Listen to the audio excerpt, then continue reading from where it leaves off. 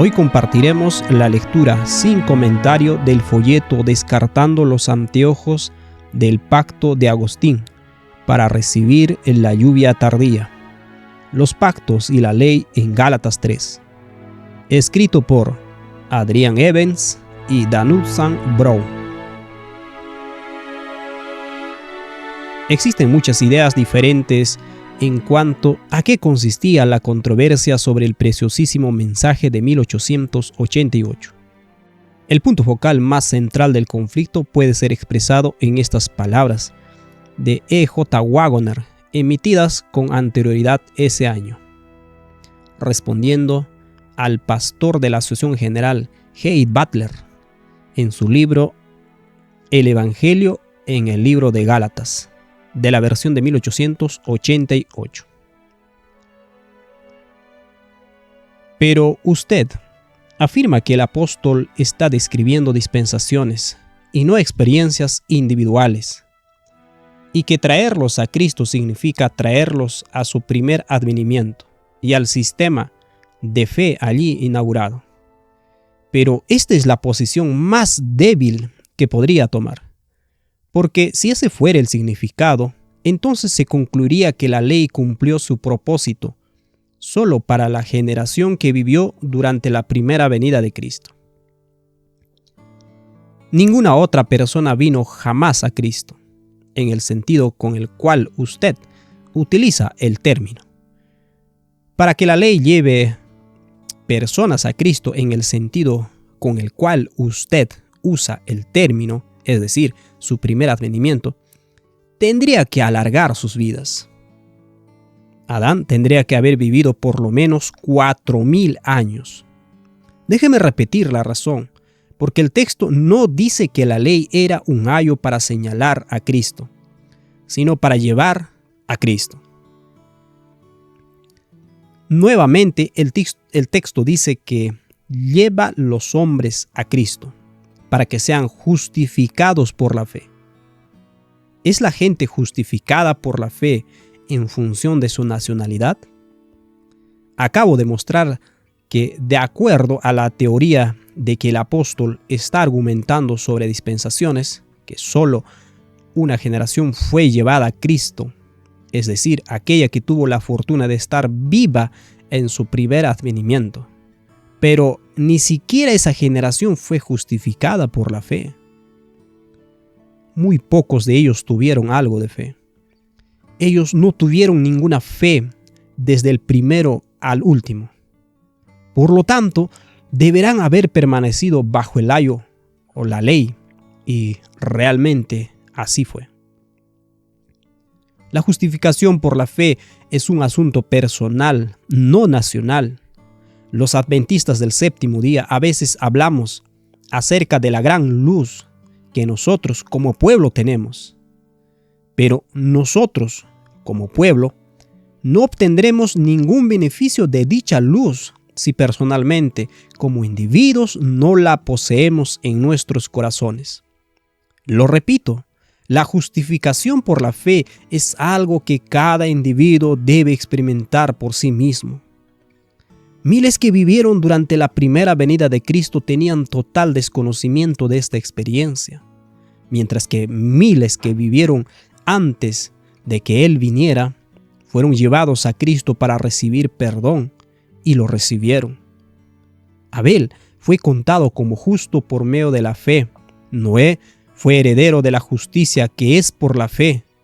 Y Abraham, de hecho, vio el día de Cristo y se alegró con él, a pesar de que murió 2,000 años antes de su primer advenimiento. Y esto es prueba favorable de que el apóstol en el capítulo 3 a los Gálatas está hablando de experiencias individuales y no de cambios dispensacionales. No puede haber experiencia cristiana, fe, justificación ni santificación que no sea un asunto individual. Las personas son salvadas individualmente y no como nación. Este punto es el verdadero centro de todo el fundamento de 1888. que permitiría que la ley sea añadida en mayor abundancia para la convicción de pecado abunde, para que la gracia sobreabunde en mucho mayor medida, tal como dice en Romanos capítulo 5, versículo 20. Repetimos el fundamento central del argumento de Waggoner. Y esto es prueba favorable de que el apóstol, en el capítulo 3 a los Gálatas, está hablando de experiencias individuales y no de cambios dispensacionales. Las defectuosas promesas del hombre están condenadas a fallar. El reconocimiento de que esto es así, de que nuestros intentos de cumplir con los requerimientos de la ley por medio de nuestros propios esfuerzos son vanos, lleva a Cristo a aquellos que están dispuestos a rendirse y mata aquellas aspiraciones de agradar a Dios en la carne. Este es el propósito del antiguo pacto, hacernos dar cuenta de nuestra extremada condición pecaminosa y nuestra desesperada necesidad de un Salvador. El nuevo pacto es las promesas de Dios al hombre de salvarlo a través de la justicia de Cristo.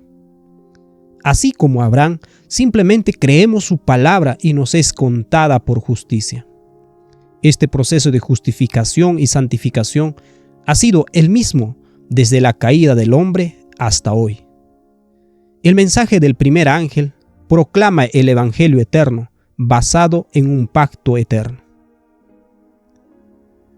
La obra de la ley a través del antiguo pacto es llevarnos a Cristo para que seamos justificados por la fe.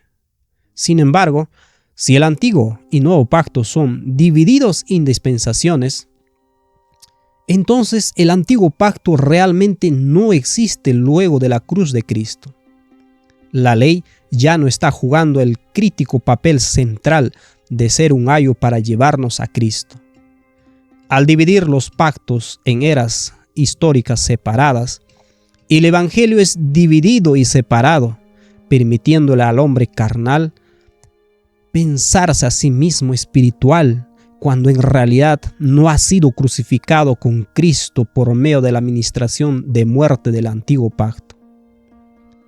A través del sistema de las dispensaciones, el hombre carnal parecería que rueda sobre el muro e ingresa en el camino de la vida sin entrar por la puerta estrecha de la verdadera conversión y arrepentimiento.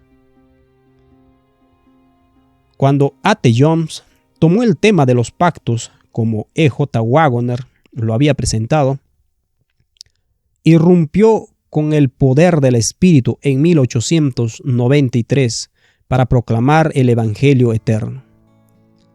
Los sermones del número 14 al 20, especialmente estas partes, presentan el mensaje con poder y claridad. Uriah Smith, Heidi Butler, Dan Jones y muchos de los otros líderes pelearon desesperadamente para detener esta verdad concerniente a la ley, los pactos en Gálatas. Willie White escribió a su esposa respecto de una de las reuniones de la conferencia de 1888 lo siguiente. Esto es escrito del 3 de noviembre en el año 1888. Carta a Mary White. Hay casi como una moda por la ortodoxia. Una resolución fue presentada en las reuniones del colegio de que ninguna nueva doctrina sea enseñada hasta que no haya sido adoptada por la Asociación General. Mamá y yo la matamos bien muerta, luego de una dura pelea. Esta batalla sobre los pactos, siendo tiempos de dispensación, antes de la cruz una dispensación de la ley, luego de la cruz una dispensación de la gracia, versus los pactos siendo experiencias individuales, sucediendo ambos, tanto antes como después de la cruz, estalló e hirvió por 18 meses. Luego, Elena de White recibió una visión del cielo y le escribió a Uriah Smith la siguiente advertencia. Esto lo encontramos en la Carta 59 del año 1890, escrito a Urias Smith el 8 de marzo de 1890. La noche anterior a la última pasada me fue mostrado por el Señor de que las advertencias en referencia a los pactos son claras y convincentes.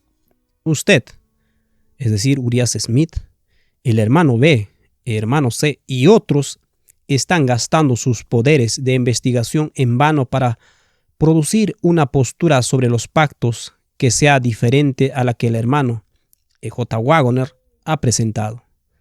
Si usted hubiera recibido la luz verdadera que brilla, no habría emitido ni hubiese ido tras la misma forma de interpretación y hubiese tergiversado las escrituras, así como lo hicieron los judíos. ¿Qué fue lo que los hizo tan fervorosos? ¿Por qué se aferraron a las palabras de Cristo? ¿Por qué los espías los siguieron para tomar sus palabras y luego repetirían y malinterpretarían y torcerían de una manera que significara aquello que sus mentes no santificadas hicieran lo que significaran? De esta manera, engañaron a la gente, crearon problemas falsos, tomaron aquellas cosas que podían usar para oscurecer y engañar las mentes. El tema de los pactos es un tema claro y será recibido por toda mente cándida y sin prejuicios.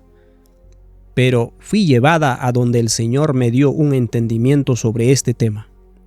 Usted se ha alejado de la luz simple porque usted tenía temor de que el tema de la ley en Gálatas tendría que ser aceptado. En lo que se refiere a la ley en Gálatas, no tengo ningún problema y nunca lo tuve. ¿Qué fue lo que Urias Smith, Hay Butler y otros enseñaban sobre este tema? Veamos lo que dice Urias Smith en su libro El Santuario y los 2300 días de Daniel 8. En la página 181, escrito en el año 1877.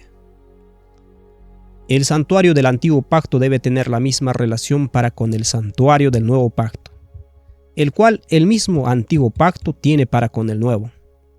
Todos coinciden de que están como tipo y antitipo. El primero fue un tipo y sombra. Este es el antitipo y la sustancia. El santuario de aquella dispensación era el tipo. El santuario de esta es el antitipo. También leemos en su libro El Santuario, allí mismo, esto escrito en el año 1886.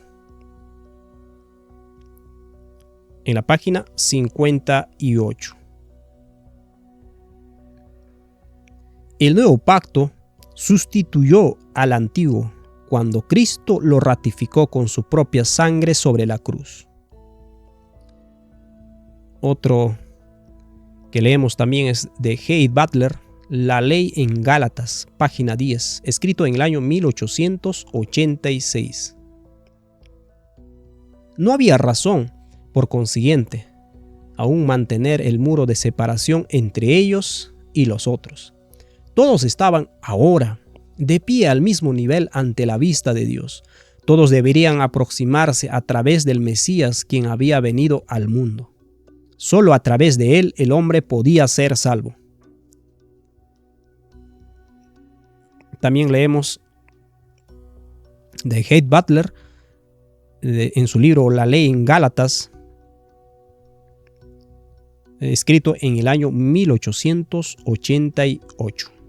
Páginas 50 y página 51.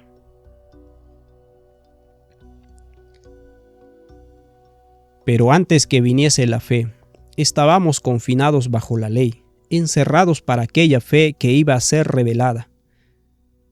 ¿Está el texto hablando de individuos en su situación previa a la conversión, bajo la condenación de la ley moral hasta que la fe en Cristo nace en sus corazones? ¿O habla de la nación de Pablo, los judíos, estando bajo la protección y tutela, bajo un sistema provisional temporal hasta que Cristo viniera? Mucho cambia dependiendo de cuál posición es la verdadera. Tomamos la última sin dudas. La versión revisada dice: pero antes de que la fe viniese, es decir, la fe en el margen, estábamos confinados bajo la ley, encerrados para la fe que iba a ser posteriormente revelada. Estando confinados, y Webster lo define como la condición de estar bajo vigilancia u tutela, la condición de un niño bajo custodia. El Diaglot le traduce así: y antes de venida aquella fe, estábamos bajo custodia bajo la ley, siendo encerrados juntos para aquella fe que estaba a punto de ser revelada. No puede haber duda de que el texto trae a la vista un arreglo provisional peculiar, el poner bajo custodia un grupo de gente, un confinarlos juntos, un encerramiento de ellos, como la palabra en su original griego significa, hasta que cierto tiempo es alcanzado cuando aquella fe será revelada. Afirmamos con confianza que la palabra fe aquí no es utilizada en el sentido de la creencia personal individual en Cristo como un medio para el perdón personal de los pecados, sino que es usada en el sentido de que aquel gran sistema de verdad diseñada por Dios para la salvación del hombre, una creencia en un Salvador crucificado y similares verdades emergiendo de este hecho central. Judas escribe sobre la común salvación y de que nosotros deberíamos contender ardientemente por la fe que ha sido una vez dada a los santos. Estamos hablando de guardar la fe de Jesús. Pablo, en sus palabras finales, dijo que él había guardado la fe. Y en esta misma epístola a los Gálatas, él habla de la fe que él predicaba, Gálatas 1:23, y de la familia de la fe, en Gálatas 6:10. Y verdaderamente en un gran número de veces donde la palabra fe es usada en el Nuevo Testamento, tiene este sentido, como cualquiera puede ver tomando sus concordancias. Sigue diciendo G. Butler: el pueblo judío y todos los seguidores que tuvieran cualquier tipo de consideración para con el Dios de los hebreos fueron así mantenidos bajo este sistema provisional de la ley añadida, confinados, rodeados por barreras nacionales de distinción del resto del mundo. No podían comer con ellos, ni asociarse íntimamente con ellos. Estaban encerrados, bajo custodia a diestra y siniestra, hasta que el gran sistema de fe en un Salvador crucificado iba a ser revelado por la venida de la simiente prometida. ¿Puede ver las implicaciones de lo que Butler está diciendo? No hay fe verdadera en la época del Antiguo Testamento, porque Jesús todavía no había nacido. El medio para obtención de perdón era a través de la ley ceremonial, el cual no era un perdón real, sino tan solo un perdón figurativo. ¿Cómo fue entonces Abraham justificado por la fe? Pero Waggoner explica la fe en forma diferente. Nuevamente en la página 44, Waggoner lee el libro de Butler.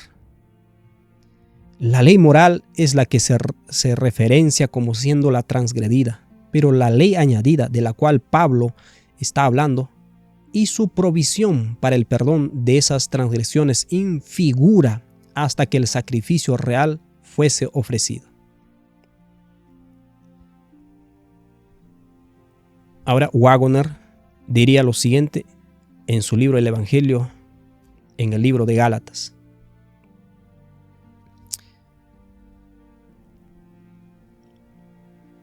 De su aplicación incorrecta de la palabra añadida, ya he hecho suficiente mención. Pero hay una idea expresada en esta cita que lamentablemente he visto enseñada en cierta medida. Y esto es que en la llamada dispensación judía, el perdón de los pecados era tan solo figurado. Sus palabras claramente indican que no había real perdón de pecados hasta que Cristo, el verdadero sacrificio, fuera ofrecido. Si eso fuera así, puedo preguntarle, ¿cómo Enoc y Elías llegaron al cielo? ¿Fueron trasladados sin sus pecados perdonados? ¿Estuvieron en el cielo por 2 o 3,000 años sin que sus pecados hayan sido perdonados? El solo hecho de que fueron llevados al cielo nos señala que sus pecados fueron realmente perdonados. Cuando David dice, bienaventurado aquel cuya transgresión ha sido perdonada y cubierto su pecado, él dice exactamente lo que Pablo dijo cuando usó las mismas palabras. David le dijo al Señor, y tú perdonaste la maldad de mi pecado. Eso no fue un perdón falso. Y fue expresamente declarado que si un alma peca contra algún mandamiento del Señor, debe ofrecer su sacrificio y sus pecados serían perdonados. Cita Levítico 4:2, versículo 3, versículo 20, versículo 26 y versículo 31. Continúa Waggoner diciendo, no había virtud alguna en el sacrificio, el cual era un tipo. Sin embargo, el perdón era tan real como cualquiera que haya sido dado desde la crucifixión. ¿Cómo es esto posible? Simplemente porque Cristo es el Cordero que ha sido inmolado desde el principio del mundo. El hecho de que se ofreciera a sí mismo como sacrificio fue prometido a nuestros primeros padres en el Edén y confirmado a Abraham con un juramento por parte de Dios. Y consecuentemente, por virtud de esa promesa, Abraham, Isaac y Jacob y todos aquellos que le hubieran deseado, podrían haber recibido tanta virtud de la sangre de Cristo como nosotros. De que este perdón era real, está demostrado por el hecho de que Abel, con su ofrenda, recibió testimonio de que era justo. Pero no puede haber justicia que no proceda del perdón. Si el perdón era figurativo, entonces la justicia recibida también habría de ser figurativa. Pero Abel, Noé, Abraham y otros fueron realmente justos, tuvieron la perfecta justicia de la fe, por lo cual deben haber tenido verdadero perdón. Esto es demostrado aún más por el hecho de que el perdón de los pecados debe preceder a toda justicia. Porque no puede haber justicia sin fe, tal como dice Romanos 6:23, y la fe siempre trae perdón. Cita Romanos 3:24, versículo 25 y Romanos 5:1.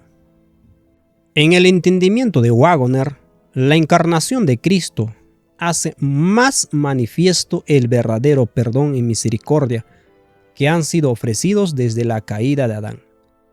El perdón siempre estuvo allí. Dios no cambia. Son los humanos quienes, por medio del sacrificio de Cristo, son más capaces de creer de que son perdonados. En el sistema de Butler, aquellos que tuvieron la mala suerte de haber nacido antes de la cruz están encerrados y en tutelaje, con tan solo una esperanza figurada porque Jesús todavía no había venido.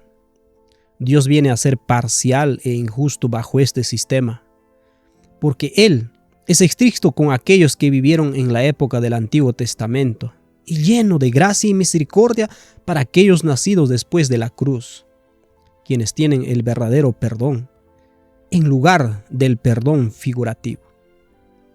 En el sistema de Waggoner, el sacrificio de Cristo es efectivo desde la fundación del mundo, y todos, incluyendo a aquellos del Antiguo Testamento, que pudieron ver su propia pecaminosidad a través de la obra de la ley en sus corazones, pudieron acudir a su Salvador y recibir perdón verdadero, sanación y justicia.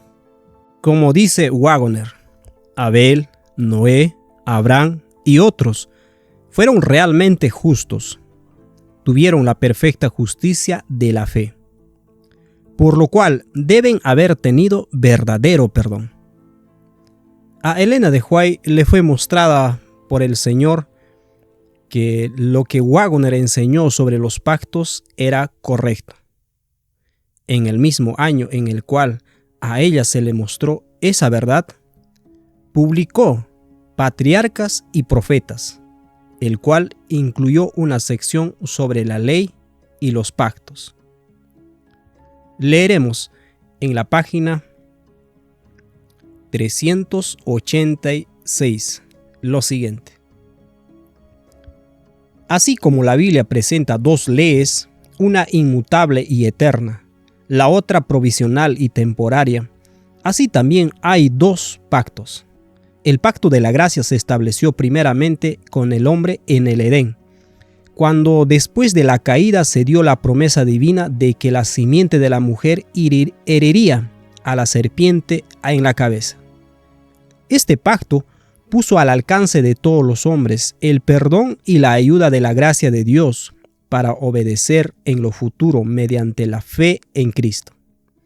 También les prometía la vida eterna si eran fieles a la ley de Dios. Así recibieron los patriarcas la esperanza de la salvación.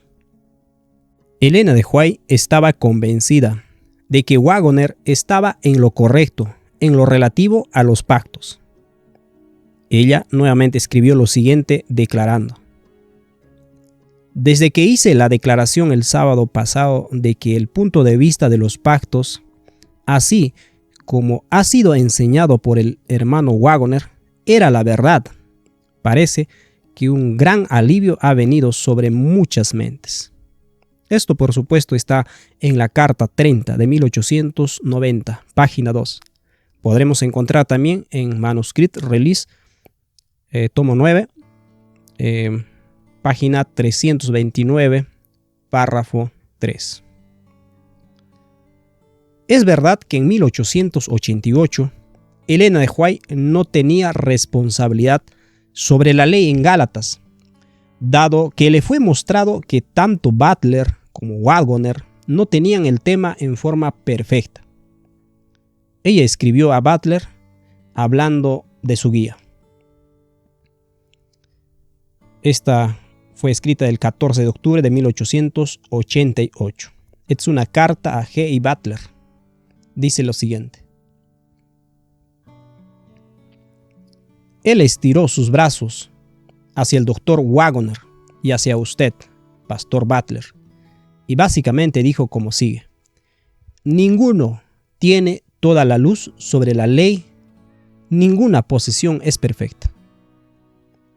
Waggoner había restringido la ley en Gálatas a la ley moral, mientras que Butler había tomado la postura opuesta y la restringía a la ley ceremonial. El espíritu combativo de Butler y Smith atrajo a Waggoner a una posición de oposición, cuando la verdad es que tanto la ley moral como la ley ceremonial fueron el sistema de fuente y canal en el cual uno lleva al otro. Para la conciencia delicada, el sacrificio de un cordero inocente por parte del pecador aguijonearía su conciencia, y en el recuerdo de la razón por la cual tenían que matar un cordero, la ley moral podía entonces completar la obra por medio de la convicción del pecado. A pesar de que Waggoner no está en una postura perfecta sobre la ley en Gálatas, su posición era mucho más superior que la de Butler, quien tenía una falsa concepción del carácter dispensacional de los pactos. La posición de Waggoner necesitaba ser expandida para incluir la ley ceremonial, mientras que la de Butler necesitaba ser cambiada para ser puesta sobre una correcta plataforma de los pactos y luego incluir la ley moral. En 1891, Elena de White modificó su postura pública sobre la ley en Gálatas para afirmar públicamente que Butler, Smith y aquellos que los siguieran estaban equivocados en cuanto a la ley en Gálatas. Leemos lo siguiente en su comentario en su diario del 27 de febrero de 1891.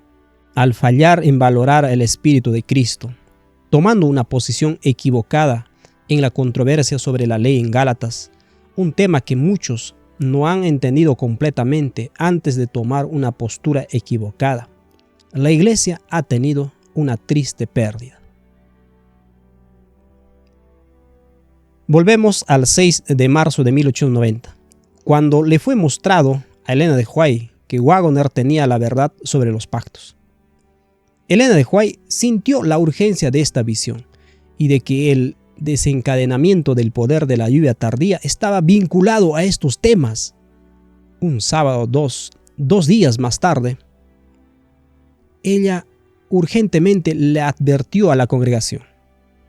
Esto encontramos en Materiales de 1888, volumen 2, página 82 y 83. Leemos: y la luz que me vino en la noche de antes de ayer aclaró todo nuevamente delante de mí, la influencia que estaba en acción y exactamente para a dónde conduciría. Quiero decirles, hermanos, quien quiera que seáis, quiero decirles que estáis siguiendo los mismos pasos de aquellos que vivieron en los días de Cristo. Habéis tenido la experiencia de ellos, pero que Dios nos libre de tener el resultado que ellos tuvieron. No obstante haber oído mi testimonio, no obstante ser el testimonio del Espíritu de Dios, algunos de ustedes, hombres fuertes, de voluntad determinada, habéis decidido conducir las cosas según vuestra línea de pensamiento y a combatir el mensaje para sacarlo de vuestro camino. Que Dios tenga piedad de nuestras almas, porque necesitáis de Él. No habéis puesto en el camino de Dios. La tierra debe ser iluminada con su gloria, y si ustedes se mantienen donde están hoy, pueden muy rápidamente decir que el Espíritu de Dios es el espíritu del diablo. Habéis dicho eso así por vuestras acciones, en vuestras actitudes, que es el espíritu del diablo. Así lo hicisteis y lo dijisteis. Así lo haréis a hacer cuando venga la crisis. Y mientras oraba aquí sobre mis rodillas, tuve la prueba de que habría una pausa. El Espíritu de Dios vino sobre mí, la luz del cielo irradió en mi corazón y su gracia reconfortante está ahora sobre mí. Mi mente está tan clara como un rayo del sol. Me alegro en Dios, mi Salvador. Le agradezco a Dios por no haber sido desanimada hasta la muerte. Le agradezco a Dios por haberme sostenido el brazo con el poder infinito para enfrentar todo sola. Los que deberían haber permanecido conmigo, que Dios desearía que permaneciesen conmigo para recibir las bendiciones, han resistido y obstruido mi camino en cada paso. Quiero decirles, hermanos, que hay debatidores entre nosotros. Yo se los advertí en Minneapolis para que nunca colocasen un ministro en una conferencia al lado de un debatidor. En los últimos 20 años he recibido luz sobre los debatidores. Ellos transformarán la luz en tinieblas. Eso es exactamente lo que el hermano Matthew Larson va a hacer. Él tiene cierta educación, pero a menos que el Espíritu Santo venga sobre él, nunca va a permanecer en esta causa hasta el fin. ¿Cuál es el problema? Temo por el hermano Larson. Lo conversaré contigo a menos que esté con otros hombres. Usted va a tomar mis palabras, le dará una falsa interpretación, mudará para este o aquel sentido, diferente del que ellas realmente quieren decir. Y aquellos que permanecen criticando, déjenme decirles, estáis andando por las chispas de vuestro propio fuego, descendiendo directamente hacia la oscuridad. Es la palabra de Dios. Dios presentó el caso delante de mí. Yo le dije al hermano Morrison cuando estábamos en Des Moines, dije que si usted no actúa como el pastor Camray, es porque será un hombre convertido. Pero toda alma que esté ligada a usted, que educó y entrenó como un debatidor, usted deseará que esa obra sea deshecha. Hermanos, no estamos aquí para este trabajo. No estamos aquí para estudiar autores incrédulos, para abrir nuestras mentes a las sugerencias del diablo. Estamos aquí para estar listos para el juicio y estamos justo a las fronteras del mundo eterno. Aquí hay muchos que deben salir para el campo de trabajo para fortalecer las cosas que están listas para perecer y caerán en los poderes de las tinieblas. Ahora, ¿qué haréis con respecto a esto? Les ruego a los que están aquí hoy, que tienen pecados acariciados, sean ellos los que se fueren, elimínenlos del camino. Dios os ayude a ser convertidos. Oh, veo la sonrisa de Jesús hoy. Estoy tan agradecida. Sé que Dios nos va a ayudar si limpiamos el camino del Rey. Yo esperaba, hermano Porter, cuando estaba en Kansas y el Espíritu del Señor vino sobre usted, esperaba que pudiese estar en la luz. Pero usted no está en la luz. No se sorprenda si yo, cuando esté en la oscuridad, me rehúse a tener una entrevista con cualquiera de ustedes. Os he dicho, una y muchas veces. Cristo dijo, ¿por qué no oís mis palabras? Yo diría, ¿por qué no oís las palabras de Cristo que os son presentadas? ¿Por qué prefieren las tinieblas? Ellos tienen tanto miedo de ver que existe otro rayo de luz. Va a construir todas las barreras posibles contra ella. Están trabajando tal como los judíos lo hicieron. No os asociéis con el hermano Smith. En el nombre de Dios yo os digo, él no está en la luz. Él no ha estado en la luz desde que estuvo en Minneapolis. Os habéis reunido, os habéis establecido y habéis intentado de todas las maneras posibles resistir al Espíritu de Dios. Que Dios tenga compasión de vuestras almas. Qué apelación desde el corazón para los líderes de la iglesia. Qué coraje que mostró esa mujer para hablarle a los hombres por los que ella realmente se preocupaba y advertirles que estaban bloqueando la obra de Dios y previniendo la venida de la lluvia tardía. Tome clara nota de esto. Este testimonio estaba siendo dado luego de que le fuera mostrado que Waggoner tenía la verdad sobre los pactos. El derramamiento de la lluvia tardía está vinculado a este tema. Aquellos que están determinados a predicar el punto de vista dispensacional a la vista de esta luz sobre los pactos, están bloqueando la obra de Dios y no están en la luz. Están obrando contra Dios y están preparando a mucha gente para la destrucción. Que el Señor nos ayude a ver este tema en su luz correcta. Como pueblo, muchos están repitiendo esta historia y se están apartando de la luz y llamando la oscuridad. Ay de aquellos que llaman a lo bueno malo y a lo malo bueno. Que el Señor tenga misericordia de los tales. Ponte sobre la plataforma mientras haya tiempo y estarás salvo. ¿Por qué es tan importante entender los pactos en forma correcta? Considere los siguientes textos. Romanos 5:20. Pero la ley se introdujo para que el pecado abundase, mas cuando el pecado abundó, sobreabundó la gracia. Si lees estos textos desde un punto de vista dispensacional, la ley se introdujo en el monte Sinaí mucho antes de la cruz, y la gracia abundó después de la muerte de Jesús. Estos mismos anteojos dispensacionales se usan para leer versículos como los siguientes. Juan capítulo 1, versículo 17.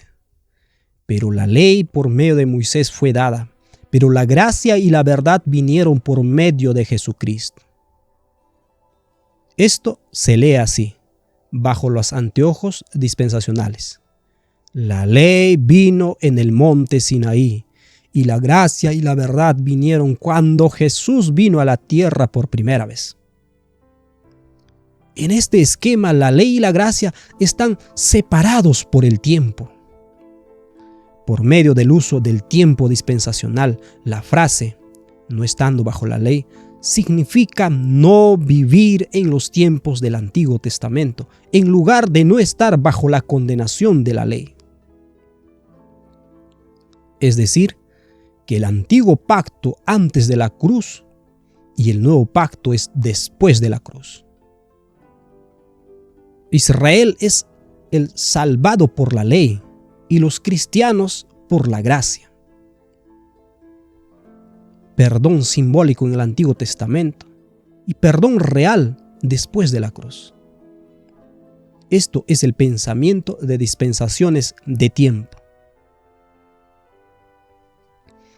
Y las dispensaciones de experiencia sería lo siguiente. El antiguo pacto trae al nuevo pacto. Es decir, un desarrollo gradual de los propósitos de Dios en el plan de la redención. Tal como dicen Patriarcas y Profetas, página 390. El viejo pacto es el canal y el nuevo pacto es la fuente. Todos, es decir, pasan el viejo pacto al nuevo pacto en su experiencia. Ahora, otro texto que leemos es en 2 de Corintios 3:16, el cual asimismo nos hizo ministros competentes de un nuevo pacto, y no de letra, sino del Espíritu, porque la letra mata, mas el Espíritu vivifica. La letra mata es lo que pasó en el tiempo anterior a la cruz, y el Espíritu vivifica es lo que se dice que sucedió después de la cruz. Moisés y Pablo son hechos puestos uno contra el otro después de la cruz. La ley, pues, se introdujo para que el pecado abundara. Cuando tenemos puestos los ojos dispensacionales, el ministerio de Pablo nos salva de la obra de Moisés, a quien queremos evitar, porque Moisés trae muerte espiritual. Esta muerte es lo que el dispensacionalista ve que le sucedió a los judíos bajo la ley antes de la cruz. Sin embargo, cuando tenemos puestos los anteojos bíblicos de la experiencia personal, al trabajo de Moisés por medio de la ley, que se le permite hacer su obra de matar al viejo hombre, lo cual es glorioso, abriendo la puerta a Pablo para que sea ministrado del Espíritu. En el punto de vista dispensacional, cualquier persona que mencione algo acerca de la ley desde un punto de vista positivo es visto como un judaizante o legalista. Porque se dice de Jesús que nos vino a liberar de la ley, no tan solo de la condenación de la ley, y ponernos en su reino de gracia. Si ponemos estos versículos en un sistema dispensacional, obtendríamos lo siguiente. Romanos 5:20. Pero la ley se introdujo para que el pecado abundase. Esto vendría a ser antiguo pacto antes de la cruz, según los anteojos del dispensacional. Y la segunda parte más, cuando el pecado abundó sobreabundó la gracia. Esto vendría a ser el nuevo pacto después de Cristo. Y así, 1 Juan 1:17, pues la ley por medio de Moisés fue dada, antiguo pacto. Pero la gracia y la verdad vinieron por medio de Jesucristo, nuevo pacto.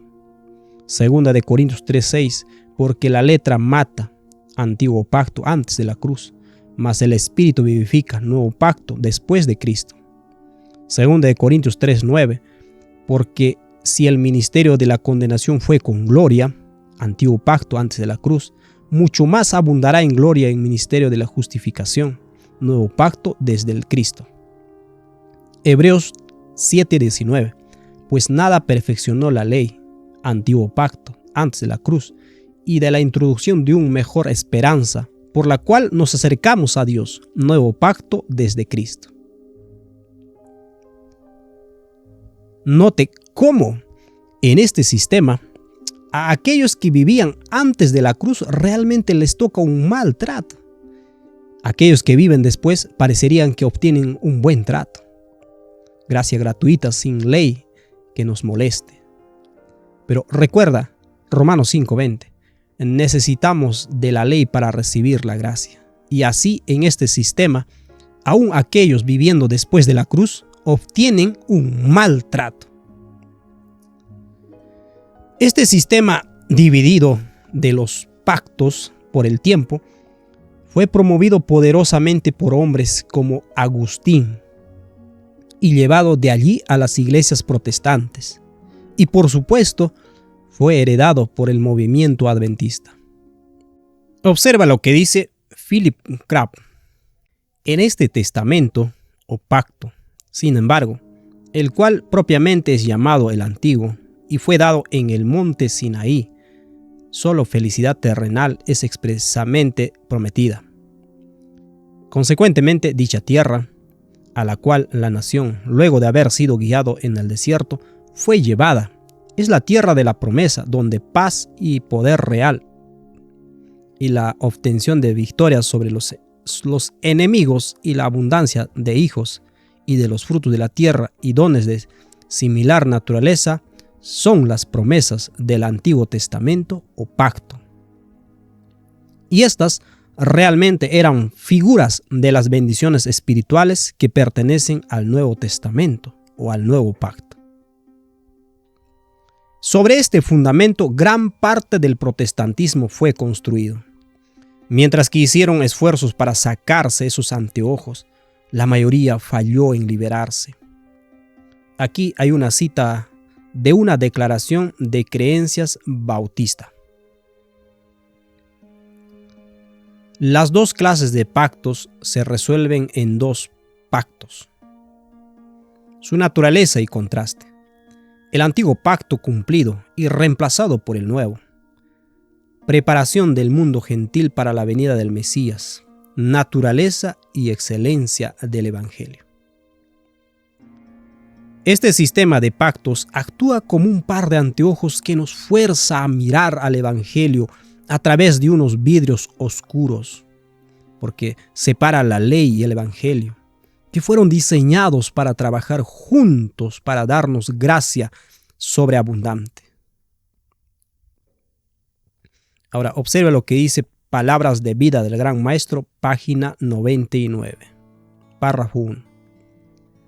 Ningún hombre puede presentar correctamente la ley de Dios sin el Evangelio, ni el Evangelio sin la ley.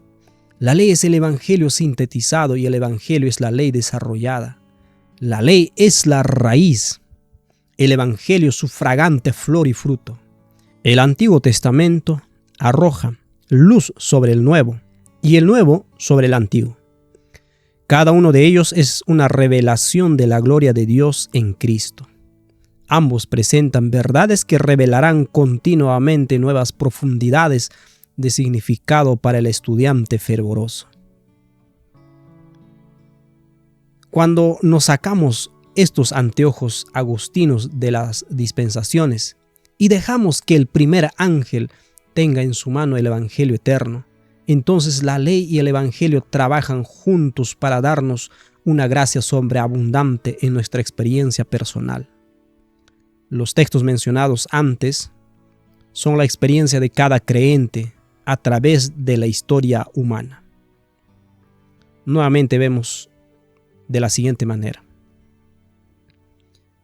Romanos 5:20 son los dos ambos pactos.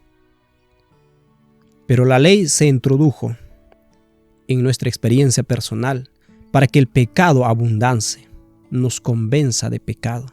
Mas cuando en el mismo tiempo y lugar el pecado abundó, sobreabundó la gracia en nuestra experiencia personal. Es decir, la ley y el Evangelio trabajando juntos. Juan 1:17, otro texto. Veamos, después de la cruz, pues la ley por medio de Moisés fue dada para nosotros hoy personalmente. La gracia y la verdad nos vienen hoy personalmente por medio de Jesucristo.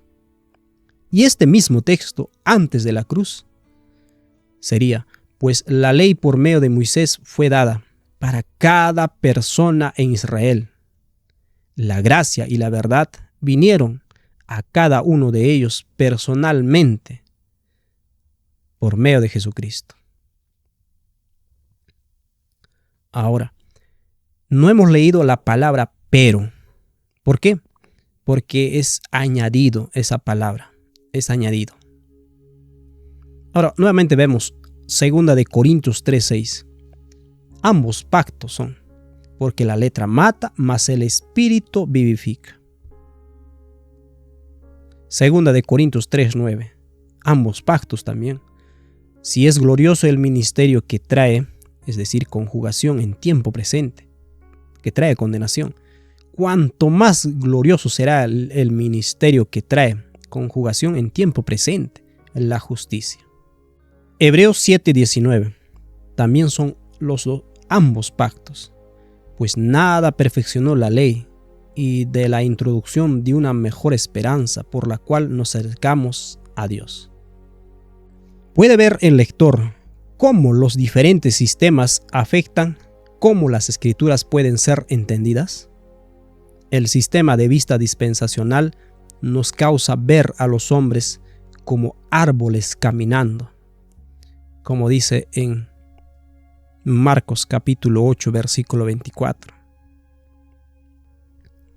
Tan solo presenta una parte del proceso de salvación y nos previene de recibir la gracia sobreabundante, porque la gracia que sobreabundó solo viene cuando la ley ingresa. Pablo nos dice claramente la naturaleza paralela de los dos pactos. Leemos primeramente en Gálatas 4, 22 al 26. Porque está escrito que Abraham tuvo 2 hijos, uno de la esclava, el otro de la libre. Pero el de la esclava nació según la carne, mas el de la libre por la promesa, lo cual es una alegoría. Pues estas mujeres son los 2 pactos. El uno proviene del monte Sinaí, el cual da hijos para esclavitud. Este es Agar, porque Agar es el monte Sinaí en Arabia y corresponde a la Jerusalén actual, pues ésta está junto con sus hijos, está en esclavitud. Mas la Jerusalén de arriba, la cual es madre de todos nosotros, es libre. En Romanos capítulo 9, versículo 3 al 4 dice: ¿por qué desearía yo mismo ser separado de Cristo por el bien de mis hermanos, los que son mis familiares según la carne? Ellos son israelitas, de los cuales son la adopción, la gloria, los pactos, la promulgación de la ley, el culto y las promesas. A Israel no le fue dado un pacto, sino que le fueron dados los pactos. Esto nos trae nuevamente a la controversia en Gálatas 3. Nos aproximaremos a ella a través del principio vital que Pablo nos da en Romanos 5:20 y lo pondremos en paralelo con Gálatas 3, versículo 19 al 25. Leemos primero Romanos 5:20. Pero la ley se introdujo para que el pecado abundase, mas cuando el pecado abundó, sobreabundó la gracia. Gálatas 3, 19 al 25. Entonces, ¿para qué sirve la ley? Fue añadida a causa de las transgresiones, hasta que viniese la simiente a quien fue hecha la promesa. Y fue ordenada por medio de ángeles, en manos de un mediador. Y el mediador no lo es de uno solo, pero Dios es uno. Luego, ¿la ley es contraria a las promesas de Dios? En ninguna manera. Porque si la ley dada pudiera vivificar, la justicia fuera verdaderamente por la ley. Mas la Escritura lo encerró todo bajo pecado, para que la promesa que es por la fe en Jesucristo fuese dada a los creyentes. Pero antes que viniese la fe, estábamos confinados bajo la ley, encerrados para aquella fe que iba a ser revelada. De manera que la ley ha sido nuestro ayo para llevarnos a Cristo, a fin de que fuésemos justificados por la fe. Pero venida la fe, ya no estamos bajo ayo. Si estamos leyendo con a los anteojos dispensacionales, cuando leemos este pasaje en Gálatas, naturalmente dividiremos los textos clave de la siguiente manera. Gálatas 3:19. Entonces, ¿para qué sirve la ley? Fue añadida a causa de las transgresiones. Esto vendría a ser, según los anteojos dispensacionales, antiguo pacto antes de la cruz, hasta que viniese la simiente, nuevo pacto desde Cristo. Versículo 23 de Gálatas 3. Pero antes que viniese la fe, estábamos confinados bajo la ley, encerrados para aquella fe. Antiguo pacto antes de la cruz, que iba a ser revelada, nuevo pacto desde Cristo. Gálatas 3:24. De manera que la ley ha sido nuestro ayo, antiguo pacto, para llevarnos a Cristo a fin de que fuésemos justificados por la fe, nuevo pacto. Gálatas 3:25. Pero venida la fe ya no estamos bajo ayo. Esto sería nuevo pacto. Jaime Huey estableció los fundamentos del movimiento adventista sobre el mismo sistema de los dos pactos de Agustín y las iglesias protestantes. Era algo natural a ser considerado la herencia protestante del adventismo. Leemos en La verdad presente de Jaime Huey del agosto de 1849 lo siguiente. El acta de los decretos que fue clavada en la cruz, en la crucifixión del Mesías, era la ley de tipos ceremonial de Moisés, la cual fue escrita por la mano de Moisés en el libro. La crucifixión fue la línea divisoria entre las dos dispensaciones. A la mitad de la semana hará cesar el sacrificio y la ofrenda. Daniel 9:27. El primer pacto, que tenía ordenanzas de culto y un santuario terrenal, era una sombra del segundo, un pacto mejor. La ley era una sombra, el evangelio el cuerpo que echaba la sombra, y así como todas las sombras alcanzaron su cuerpo, y no más de allí, está bien claro que los sacrificios y las ofrendas, las lunas nuevas, los días de fiesta, los sábados y la ley judía habían cesado cuando el precioso cuerpo y la preciosa sangre del Cordero de Dios fue sacrificado en la cruz. Esto es a lo que Pablo llama clavándola en la cruz. Por tanto, nadie os juzgue en comida o en bebida o en cuanto a días de fiesta, la luna nueva o días de reposo, todo lo cual es sombra de lo que ha de venir, pero el cuerpo es de Cristo.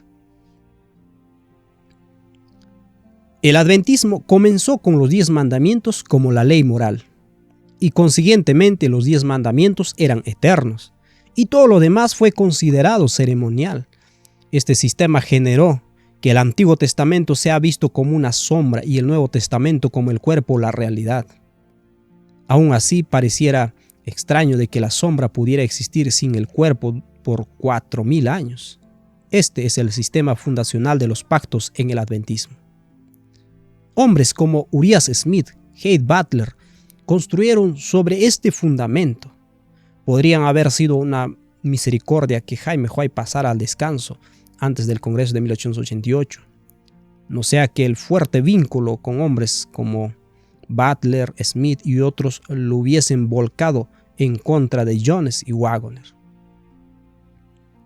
Con la fuerte posición adventista respecto de la naturaleza eterna de los 10 mandamientos, combinadas con un sistema de pacto dispensacional, hace que la ley de Gálatas 3:19 al 24 tenía que ser ceremonial.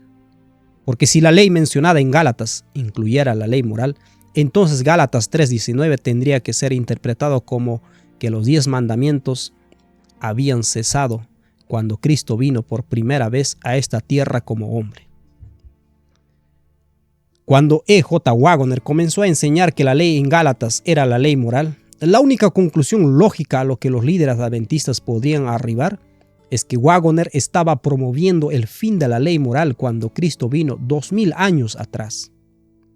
El sistema de pactos los forzaba a verlo de esta manera. Parecían completamente incapaces de liberarse de este esquema agustiniano dispensacional. Toda su teología estaba construido alrededor de este esquema y habían victoriosamente debatido a todos sus oponentes sobre dicho esquema. Así que, ¿para qué cambiar? Elena de White les dijo que su postura sobre la ley en Gálatas una postura sostenida por el sistema de pactos dispensacional, era idolatría. Leemos, por supuesto, esto en Materiales de 1888, volumen 2, página 96. ¿Por qué?, pregunté. ¿Es vuestra interpretación de la ley en Gálatas más importante para ustedes y sois más celosos por mantener vuestras ideas sobre este punto que en reconocer las obras del Espíritu de Dios? ¿Habéis pesado cada precioso testimonio enviado del cielo por vuestra propia balanza al interpretar la ley en Gálatas? Nada podría venir a vosotros en relación a la verdad y poder de Dios, a menos que trajese vuestra marca, las ideas preciosas que habéis idolatrado sobre la ley en Gálatas. Estos testimonios del Espíritu de Dios, los frutos del Espíritu, de su Espíritu, no tienen peso a menos que sean estampados con vuestras ideas de la ley en Gálatas. Tengo miedo de vosotros y estoy con miedo de vuestra interpretación de cualquier pasaje, cuando se revela tal espíritu no cristiano, como habéis manifestado y que me ha costado tanto trabajo innecesario. Si sois esos hombres tan cautelosos y tan críticos, como tal de no recibir algo en desacuerdo con las Escrituras, quiero que vuestras mentes miren esas cosas bajo la luz verdadera. Dejad que vuestro cuidado sea ejercido considerando el miedo de estar cometiendo el pecado contra el Espíritu Santo. La postura de Waggoner sobre los pactos le permitió ver a Gálatas 3, 19 al 25 en forma diferente. Recordamos que Agustín había enseñado que las promesas del Antiguo Testamento se aplicaban únicamente a este mundo. La promesa de la tierra fue cumplida en la conquista de Canaán. Estas promesas eran símbolo de la Canaán celestial prometida a todos en el Nuevo Testamento. Con anteojos del pacto mucho más claros, Waggoner despejó la oscuridad de Agustín y centurias de falsedades concernientes al Evangelio y a la ley.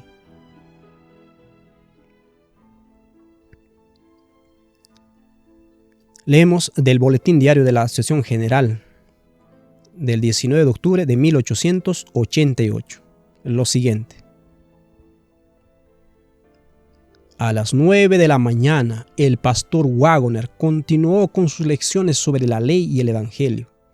La escritura considerada fue el capítulo 15 de Hechos y el segundo y tercero de Gálatas, comparado con Romanos capítulo 4 y otros pasajes en Romanos. Su propósito fue el mostrar que el verdadero punto en controversia era la justificación por la fe en Cristo, fe que nos es imputada como lo fue a Abraham por justicia. El pacto y las promesas a Abraham son el pacto y las promesas hechas a nosotros. Esto significa que la promesa de la herencia de la tierra es la misma promesa para nosotros, que aquella que dice que los mansos heredarán la tierra, en Mateo 5:5. En Gálatas 3, versículo 19 al 25, está precedido y dado en el contexto de Gálatas 3, 16. Leemos esto. Ahora bien, a Abraham fueron hechas las promesas, y a su simiente. No dice y a las simientes, como si hablase de muchos, sino como de uno, y a tu simiente, la cual es Cristo. ¿Cuáles fueron las promesas dadas a Abraham? Leemos en Génesis capítulo 12, versículo 2 al 3. Y haré de ti una nación grande, y te bendeciré y engrandeceré tu nombre, y serás bendición. Bendeciré a los que te bendijeren, y a los que te maldijeren maldeciré, y serán benditas en ti todas las familias de la tierra. Génesis 12, 7. Y apareció Jehová a Abraham, y le dijo: a tu descendencia daré esta tierra. Y edificó allí un altar a Jehová, quien le había aparecido. Génesis 13, 15. porque toda la tierra que ves la daré a ti y a tu descendencia para siempre. Génesis 15, 4 al 5.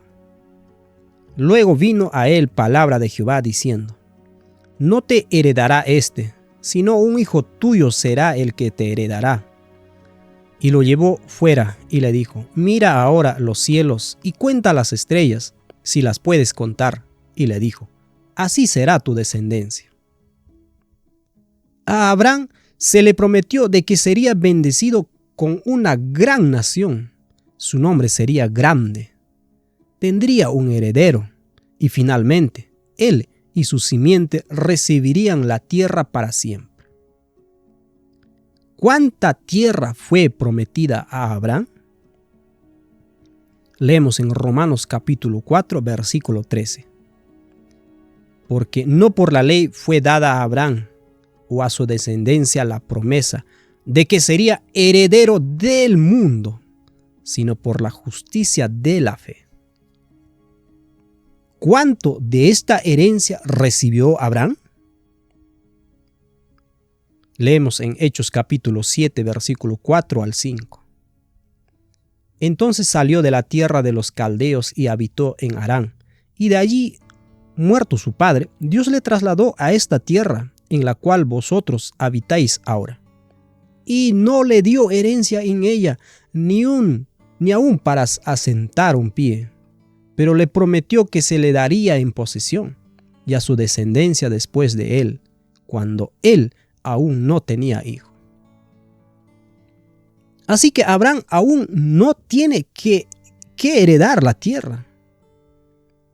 Por consiguiente, esta promesa no fue cumplida con la conquista de Canaán. La promesa concerniente a la tierra hecha a Abraham y a su simiente es clave para entender Gálatas 3:19. Nuevamente leemos Gálatas 3:19. Entonces, ¿para qué sirve la ley? Fue añadida a causa de las transgresiones, hasta que viniese la simiente. La palabra hasta significa hasta cuando Cristo apareció en la tierra 2000 años atrás. Pero esto es tan solo parte del versículo y no estaría en el contexto de Gálatas 3:16 respecto de las promesas a Abraham y su simiente. Cuando a las promesas a Abraham se las ve a través de los lentes del Evangelio eterno como promesas para nosotros, y son las mismas promesas para nosotros que fueron repetidas y reiteradas por todos los profetas en el Antiguo Testamento y Nuevo Testamento, entonces estas promesas vienen a ser una parte vital del versículo. Y la palabra hasta se extiende hasta que Abraham y su simiente reciban todas las promesas. Así que leemos Gálatas 3:19 nuevamente. Entonces, ¿para qué sirve la ley? Fue añadida a causa de las transgresiones, hasta que viniese la simiente, a quien fue hecha la promesa. ¿Cuándo se cumplen las promesas? Leemos en 2 de Pedro 3, 12 al 13 lo siguiente. Y esperando y apresurándoos para la venida del día de Dios, en el cual los cielos encendiéndose serán deshechos, y los elementos siendo quemados se fundirán. Pero nosotros esperamos según sus promesas cielos nuevos y tierra nueva, en los cuales mora la justicia. Hebreos 11, 9 al 10. Por la fe habitó como extranjero en la tierra prometida, como en la tierra ajena, morando en tiendas con Isaac y Jacob, coherederos de la misma promesa, porque esperaba la ciudad que tiene fundamentos, cuyo arquitecto y constructor es Dios. Hebreos 11, 16. Pero anhelaba una mejor, esto es, celestial, por lo cual Dios no se avergüenza de llamarse Dios de ellos, porque les ha preparado una ciudad. Apocalipsis 21, 1 al 2 dice: Vi un cielo nuevo y una tierra nueva, porque el primer cielo y la primera tierra pasaron, y el mar ya no existía más. Y yo, Juan, vi la santa ciudad, la nueva Jerusalén, descender del cielo, de Dios, dispuesta como una esposa ataviada para su marido. Estas promesas serán cumplidas al final del milenio, cuando los redimidos regresen a esta tierra. Esto indica que el hasta de Gálatas 3:19 significa que la ley que ingresó y fue repetida en el Sinaí continuaría más allá del mundo presente, cuando la simiente vendría y recibiría las promesas con Abraham. Notamos que Gálatas 3:19 dice, hasta que viniese la simiente, a quien fue hecha la promesa. La venida de la simiente está combinada con la recepción de la promesa, la cual es el mundo entero. Elena de White tomó el tema de Waggoner sobre la herencia de Gálatas 3:16 y versículo 19 y lo agregó a la edición de 1890 de Patriarcas y Profetas. Leamos en las páginas 166 al 167. La herencia que Dios prometió a su pueblo no está en este mundo. Abraham no tuvo posesión en la tierra, ni aún para asentar un pie, según Hechos 7:5. Poseía grandes riquezas y las empleaba en honor de Dios y para el bien de sus prójimos, pero no consideraba este mundo como su hogar. Pero Dios no faltó a su palabra, ni tuvo su cumplimiento final en la ocupación de la tierra de Canaán por el pueblo judío. A Abraham fueron hechas las promesas y a su simiente, Gálatas 3:16. Abraham mismo debía participar de la herencia. Puede parecer que el cumplimiento de la promesa de Dios tarda mucho, pues un día delante del Señor es como 1000 años y 1000 años como un día. Puede parecer que se demora, pero al tiempo determinado, sin duda vendrá, no tardará. Segunda de Pedro 3:8 y Habacuc 2:3. La dádiva prometida a Abraham y a su simiente incluía no solo la tierra de Canaán, sino toda la tierra. Así dice el apóstol. No por la ley fue dada la promesa a Abraham o a su simiente, que sería heredero del mundo, sino por la justicia de la fe. Romanos 4:13. Y la Sagrada Escritura enseña expresamente que las promesas hechas a Abraham han de ser cumplidas mediante Cristo. Todos los que pertenecen a Cristo, ciertamente la simiente de Abraham son, y conforme a la promesa, los herederos de la herencia incorruptible y que no puede contaminarse ni marchitarse, herederos de la tierra libre de la maldición del pecado, porque el reino y el señorío y la majestad de los reinos debajo de todo el cielo será dado al pueblo de los santos del Altísimo, y los mansos heredarán la tierra y se recrearán con abundancia de paz. Cita Gálatas 3:29, 1 de Pedro 1:4, Daniel 7:27 y Salmos 37:11. Al incluir las promesas del pacto en Gálatas 3, permite que la ley moral permanezca en su vigor completo hasta después de la segunda venida. El resultado de este cambio es manifestado claramente por Waggoner en 1888. Dice lo siguiente en su libro El Evangelio de Gálatas.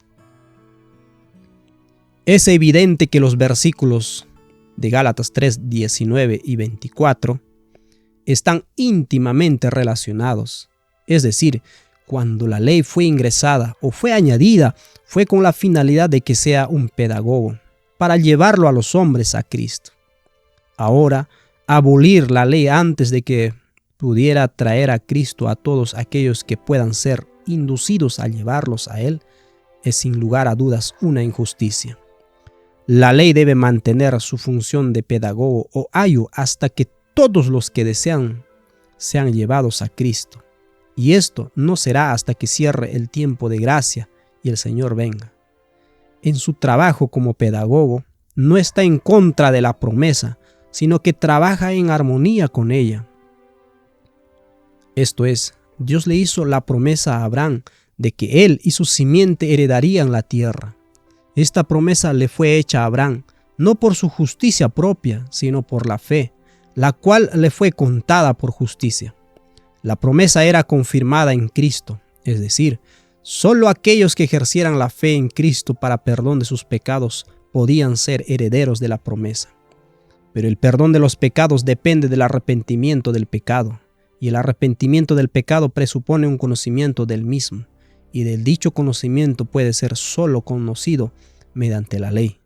La ley, consecuentemente, actúa como un pedagogo, supervisor o ayo para abrumar al hombre con sentimientos de pecado, para que éste huya a Cristo a fin de ser justificado por la fe.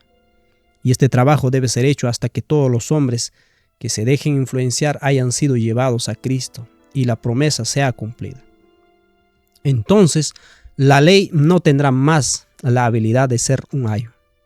El pueblo de Dios será justo, caminando en su ley, y dicha ley será escrita en sus corazones. No necesitarán entonces la ley escrita en libros o tablas de piedra, es decir, la ley añadida, porque tendrán acceso directo al trono de Dios y todos serán enseñados por Dios. Anhelo que lea el párrafo anterior con cuidado. Es el secreto del testimonio directo a la Odisea y el fuerte clamor. Aquí está el punto central nuevamente. Solo aquellos que ejercerán la fe en Cristo para perdón de sus pecados podían ser herederos de la promesa. Pero el perdón de los pecados depende del arrepentimiento del pecado, y el arrepentimiento del pecado presupone un conocimiento del mismo, y dicho conocimiento puede ser solo conocido mediante la ley. Para leer correctamente y darle a la ley nuevamente su poder de llevarnos a Cristo, debemos leer la Biblia a través de los lentes de los pactos en nuestra propia experiencia personal. Así tendría que ser. Romanos 5:20. Ambos pactos. Pero la ley se introdujo en nuestra experiencia personal para que el pecado abundase, nos convenza de pecado, mas cuando en el mismo tiempo y lugar el pecado abundó, sobreabundó la gracia en nuestra experiencia personal. Y no de la siguiente manera. Romanos 5:20, el mismo texto. Pero la ley se introdujo para que el pecado abundase. Es el antiguo pacto antes de la cruz. Mas cuando el pecado abundó, sobreabundó la gracia. Nuevo pacto desde cruz. Con la correcta lectura de Romanos 20, A.T. Jones fue movido por el Espíritu para decir las siguientes preciosas palabras. La secuencia es importante. Esto encontramos en el boletín de la Conferencia General, Sermón 18, del año 1893. Comencemos en Romanos 5:20.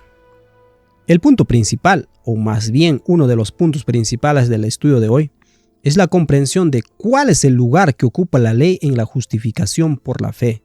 ¿Qué lugar ocupa la ley de Dios en nuestra obtención de la justicia?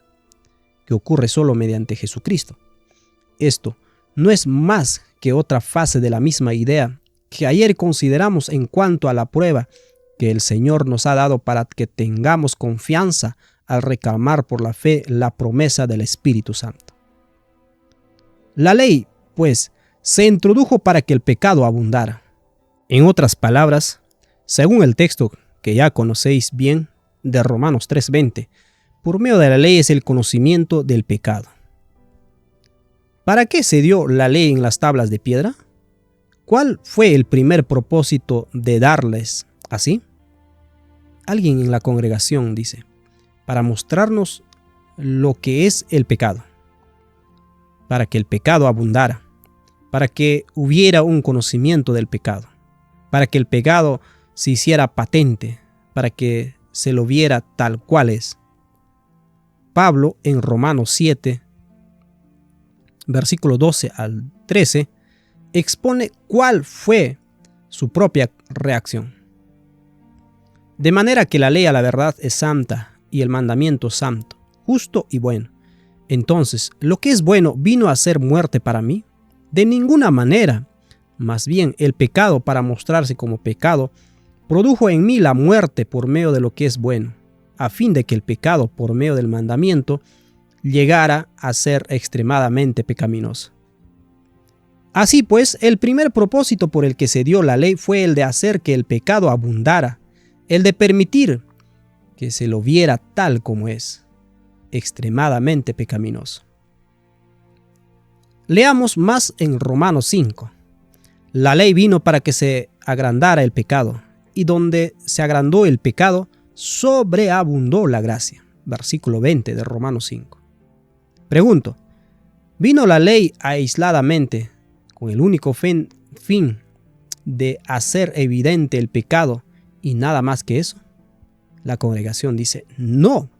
Vino como un medio para conseguir un fin que permite a su vez alcanzar algo que va más allá del conocimiento del pecado. ¿Es así? Congregación dice, sí. Al agrandarse el pecado, ¿dónde hemos leído que sobreabunda la gracia? Congregación dice, en el mismo sitio, allí mismo. La congregación dice, sí. Dice el texto simplemente que donde el pecado abundó, la gracia también abundó. La congregación dice, no. Dice, sobreabundó. Habría sido ya una buena cosa que la gracia abundara allí donde el pecado abundó. Pero sabéis que no es esa la forma en que el Señor hace las cosas. Las hace absolutamente bien, las hace en toda su excelencia y grandeza. Así, donde se agrandó el pecado, sobreabundó la gracia. La congregación dice amén. Por lo tanto, hermanos, cuando el Señor nos da mediante su ley el conocimiento del pecado, entonces, en ese preciso momento, la gracia es aún mucho más abundante que el conocimiento del pecado. ¿No es así? La congregación dice sí. Seguimos. Por medio de la ley es el conocimiento del pecado. Romanos 3:20 cita. Y hemos visto que cuando la ley proporciona el conocimiento del pecado, en ese mismo momento y lugar, la gracia de Dios es mucho más abundante que el conocimiento del pecado. Ahora bien, cuando la ley proporciona el conocimiento del pecado, ¿quién trae la convicción? La congregación dice, el Espíritu de Dios. Antes de leer el texto que lo confirma, repasemos lo que hasta aquí tenemos, a la luz de lo que hemos leído. ¿Qué vamos a obtener tras lograr el conocimiento del pecado? La congregación dice, gracia sobreabundante. Por consiguiente, no hay razón alguna por la que hubiéramos de desanimarnos a la vista de nuestros pecados. ¿No os parece? Jamás debería suceder así. No importa qué alcance tenga el conocimiento del pecado, cuántos pecados no sean revelados, traídos a nuestro conocimiento. Porque allí mismo, en ese mismo lugar, en el hecho mismo y en ese punto de nuestra experiencia, la gracia de Dios sobreabunda más que todo nuestros conocimientos de los pecados. Repito, ¿os parece que nos habríamos de desanimar ante una cosa así? ¿No os parece que el Señor espera y desea que tengamos buen ánimo? La congregación dice, amén. Tened pues buen ánimo. Por esto es tan crítico entender los pactos. Tan solo podemos ser profundamente convencidos de pecado cuando ingresa la ley. Si leemos Romanos 5:20 en modo dispensacional, entonces no se aplicará a nosotros porque estamos simplemente bajo la gracia. Pero la verdadera gracia tan solo viene cuando la ley ingresa en nuestros corazones y nos convence de pecado para que vayamos a Cristo por perdón. Existe la idea de que aunque Cristo no vino a abolir la ley, su venida la hace irrelevante. Elena de White habla directamente de esta falsedad. En Conflicto de los Siglos, página 462, párrafo 2. Falsas teorías sobre la santificación, debidas a que no se hizo caso de la ley divina o se la rechazó. Desempeñan un importante papel en los movimientos religiosos de nuestros días. Esas teorías son falsas en cuanto a la doctrina y peligrosas en sus resultados prácticos. Y el hecho de que hayan tan general aceptación hace doblemente necesario que todos tengan una clara comprensión de lo que las Escrituras enseñan sobre este punto. Cristo mismo nos dice claramente del trabajo del Espíritu. En Juan capítulo 16, versículo 8. Y cuando Él venga, convencerá al mundo de pecado, de justicia y de juicio. Solamente el Espíritu, trabajando por medio de la ley, puede traer la convicción de pecado, y en ese mismo lugar podemos recibir la abundancia de la gracia. Así que Gálatas debería ser leído así. Gálatas 3:19. En la experiencia personal, la ley trabajando junto, la ley y el Evangelio trabajando juntos. Leamos Gálatas 3:19. Entonces, ¿para qué la ley fue añadida o repetida o hablada? A causa de las nuestras transgresiones. Es decir, nos habla a nosotros ahora, hasta que viniese la simiente en la segunda venida, a quien fue hecha la promesa con Abraham. Gálatas 3:21. Luego, ¿la ley es contraria a las promesas de Dios? En ninguna manera. Es decir, nunca lo fue ni nunca lo será. Porque si la ley dada pudiera verificar la justicia, fuera verdaderamente por la ley. Gálatas 3:22. Mas la Escritura lo encerró todo, es decir, antes y después de la cruz, bajo el pecado, por medio de la ley, para que la promesa que es por la fe en Jesucristo fuese dada a los creyentes. Ahora, Gálatas 3:23. Pero antes que viniese la fe personal, estábamos nosotros confinados bajo la condenación de la ley, encerrados para aquella fe que iba a ser revelado cuando personalmente aceptamos a Cristo como nuestro Salvador. Gálatas 3:24.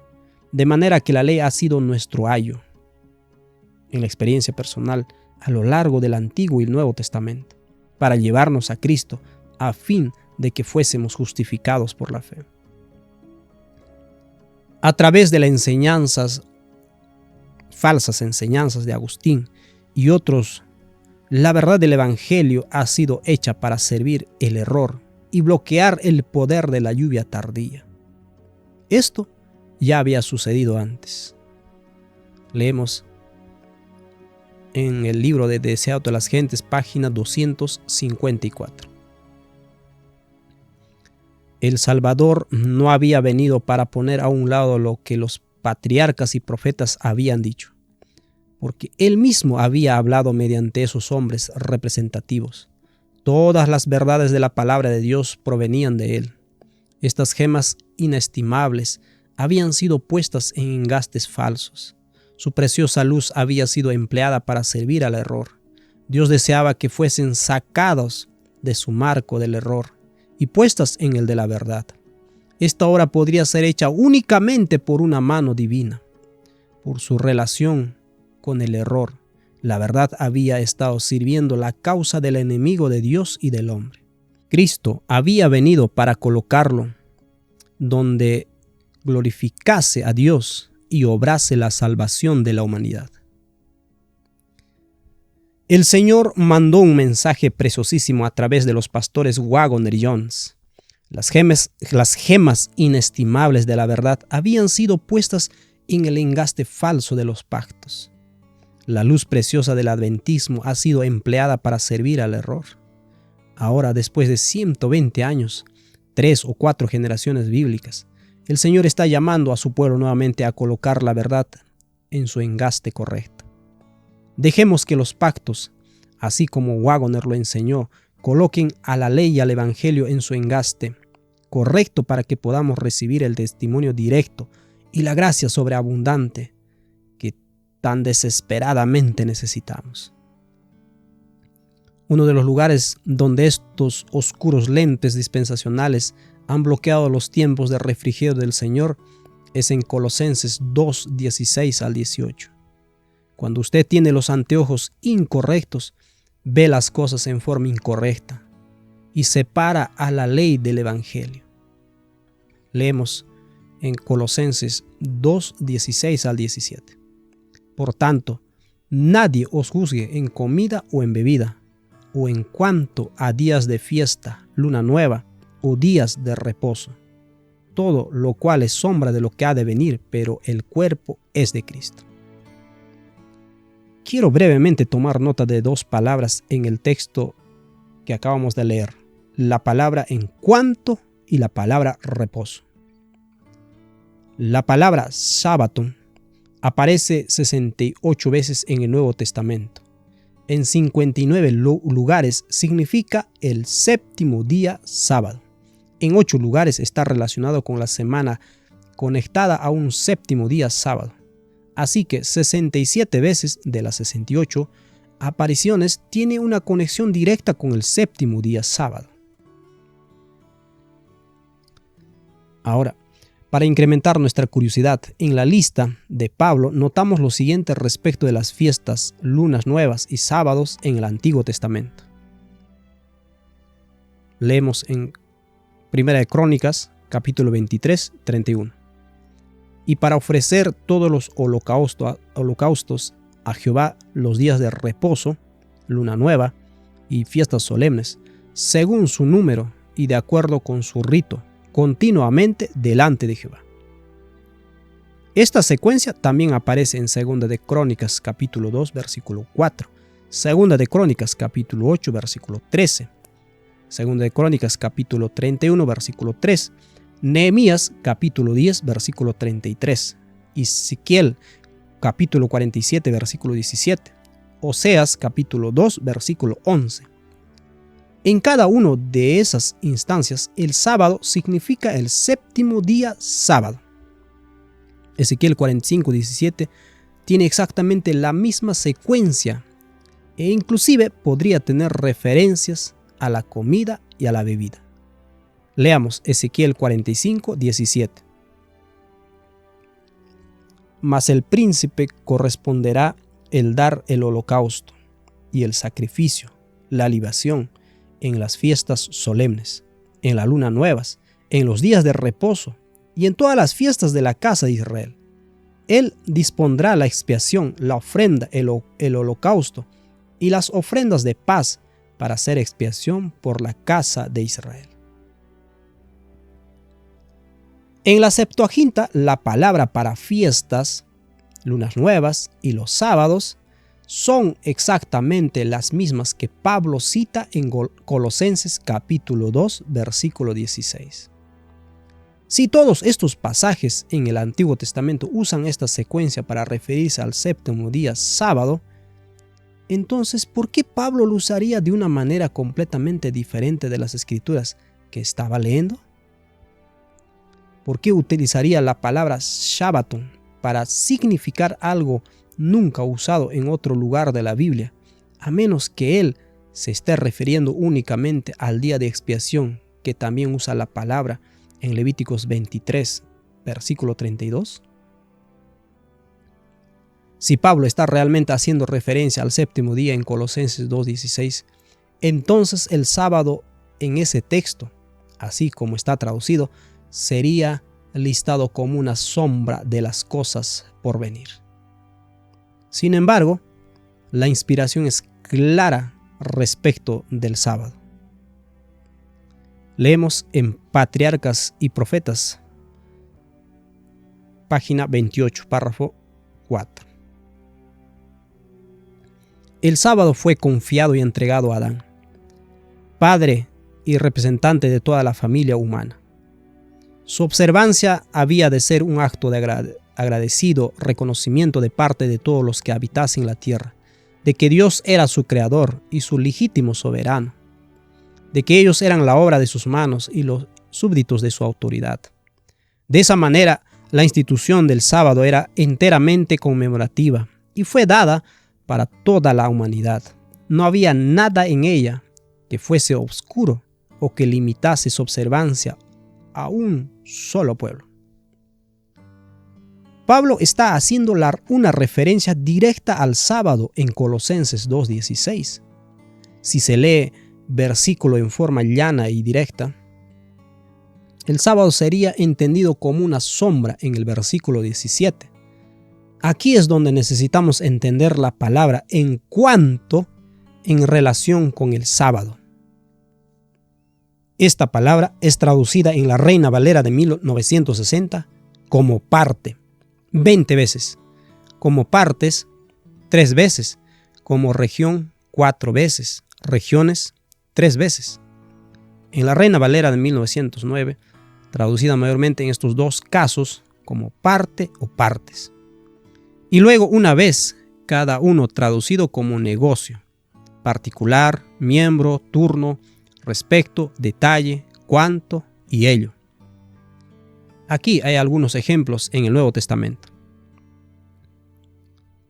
Mateo 2:22. Pero oyendo que Arquelao reinaba en Judea en lugar de Herodes, su padre, tuvo temor de ir allá. Pero avisado por revelación en sueños, se fue a la región de Galilea. Es la misma palabra que en Colosenses 2:16 se usa, siendo traducida de la siguiente manera en la Reina Valera de 1909. El mismo texto de Mateo 2:22. Y oyendo que Arquelao reinaba en Judea en lugar de Herodes, su padre temió ir allá, mas amonestado por revelación sueños, se fue a las partes de Galilea. Y otros. Pedro le dijo, no me lavarás los pies jamás. Jesús le respondió, si no te lavare, no tendrás parte conmigo. Con este contexto, apliquemos al texto de Colosenses 2:16 al 17. Por tanto, nadie os juzgue en comida o en bebida, en cuanto, esa parte, a la parte de días de fiesta, luna nueva o días de reposo. Todo lo cual es sombra de lo cual ha de venir, pero el cuerpo es de Cristo. Los protonósticos estaban condenando a los cristianos por usar comida y bebida material en sus tiempos especiales de adoración a Dios. Esa fue la porción o la parte de sus encuentros que estaba siendo juzgada. El sábado nunca fue una sombra, pero el texto refiere a las porciones de esos encuentros que eran una sombra del cuerpo de Cristo. Es decir, parcialmente el pan y el vino usados en sus servicios, y también la comida que era comida durante dichas fiestas. Los traductores, usando los lentes agustinos, leyeron el pasaje en esa oscuridad e insertaron las palabras suplidas para cambiar el mensaje totalmente. Esto es porque Satanás sabe que existen tiempos especiales del Espíritu para el pueblo de Dios durante los sábados, las lunas nuevas y las fiestas. Y Él no nos dejaría ingresar en el reposo que nos es dado en esos tiempos. Cuando usamos los anteojos del pacto eterno, entonces las bendiciones manan de estos tiempos del Antiguo Testamento, que aún están disponibles en el Nuevo Testamento. Por eso leemos en el libro de Isaías 66:23. Y será que de luna nueva en luna nueva y de sábado en sábado vendrá toda carne a adorar delante de mí, dijo el Señor. Por esto Satanás está determinado a cambiar las sagradas fiestas y la ley a fin de que el pueblo de Dios no se encuentre en esas fechas. Así venimos al corazón del asunto. Hechos 3:19. Así que arrepentíos y convertíos, para que sean borrados vuestros pecados, para que vengan de la presencia del Señor tiempos de refrigerio. El arrepentimiento viene a través de la ley entrando en nuestras conciencias y convenciéndonos de pecado. Al venir a Cristo somos convertidos por su justicia gratuitamente dada y nuestros pecados son borrados. Y somos sellados en los tiempos señalados de refrigerio que vienen de la presencia del Señor. La palabra tiempos es la misma palabra que es utilizada en el Antiguo Testamento para estación o fiestas. Satanás conoce que si puede prevenir a la gente de llamar al sábado en su totalidad una delicia, entonces puede prevenir los tiempos de refrigerio. Al dividir la ley y el evangelio en dispensaciones, cada día es un sábado en el espíritu después de la cruz, y antes de la cruz cada día es legalismo. Hace del séptimo día de la semana irrelevante en cuanto a un tiempo especial de refrigerio. Esto es porque la gracia está completamente desvinculada de la ley en lugar de ser su contraparte. Cuando la ley y el evangelio son unidos de la verdadera figura de los pactos, entonces los sábados pueden verdaderamente comenzar a ser una delicia. Cuando creemos que las promesas de Dios a Abraham son promesas para nosotros también, podemos empezar a ver que la ley de Dios es perfecta, que convierte al alma. Y los estatutos del Señor son justos, que alegran el alma. Verdaderamente, cuando los anteojos agustinos son desechados y caminamos en la justicia de Cristo, entonces la ley del Señor viene a ser nuestra meditación de día y de noche, y venimos a ser como árboles plantados al lado de aguas vivas. Ven a la luz, mi amigo, toma de las aguas de vida y sé libre del esquema del falso pacto de Babilonia. Desde que el mensaje de 1888 fue dado, los pactos son la llave que ponen en marcha el poder de la gracia a través del cuarto ángel. Así podremos ir y tomar posesión de la tierra. En el nuevo nacimiento, el corazón viene a quedar en armonía con Dios, al estarlo con su ley. Cuando se ha efectuado este gran cambio en el pecador, entonces ha pasado de la muerte a la vida, del pecado a la santidad, de la transgresión y rebelión a la obediencia, a la lealtad. Terminó su antigua vida de separación con Dios y comenzó la nueva vida de reconciliación, fe y amor. Entonces, la justicia que requiere la ley se cumplirá en nosotros, los que no andamos según la carne, sino según el Espíritu. Romanos 8:4. Y el lenguaje del alma será: cuánto amo yo tu ley. Todo el día de ella es mi meditación. Salmo 119:97. Este es de la cita del Conflicto de los Siglos, página 461.